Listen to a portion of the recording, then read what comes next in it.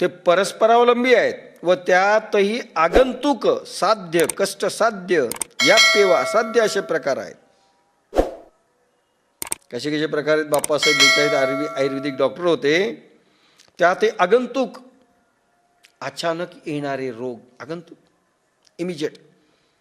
सर्दी पडसं झालं अचानक, अरे आत्ता नव्हतं, हो ज्ञानेश्वरीला बसलो त्यावेळेस नव्हतो, उठलो की सुरू. आगंतुक रोग. साध्य, कष्टसाध्य,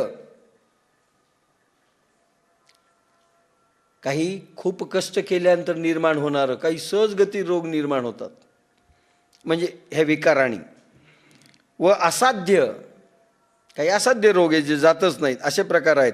अर्जुनाच्या मोहग्रस्त भ्रमिष्ट अवस्थेबरोबर श्री भगवान ज्ञानेश सुंदर समर्पक रूपक देतात. मोहग्रस्त भ्रमिष्ट अवस्था.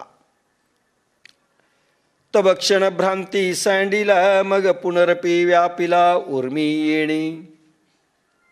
एका क्षणाकरता भ्रांती गेली, पण पुन्हा या लहरीस निर्माण झाल्या मोहाच्या की अर्जुनाची शारीरिक परिस्थिती पुन्हा संपली.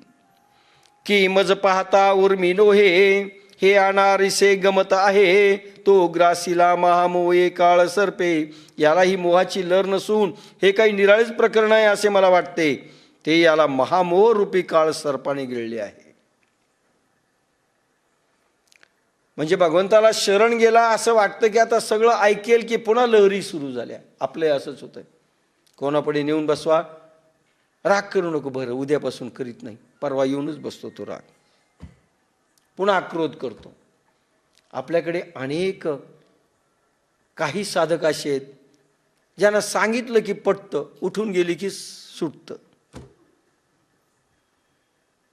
काही उपयोग नाही.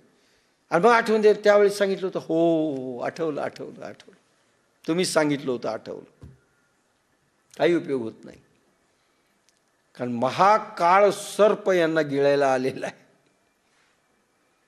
ह्या लहरी पुन्हा पुन्हा पुन्हा पुन्हा निर्माण होतात. म्हणून अखंड आपण सबस्टिट्यूट दिलंय, एक एक क्षणाला भगवंत आठवावा. मग परवानगीच्या रूपात असो, जे जे भेटे भूतच्या रूपात असो, प्रतिमा प्रयोगांच्या रूपात असो, नाम जपांच्या रूपात असो, नेहमी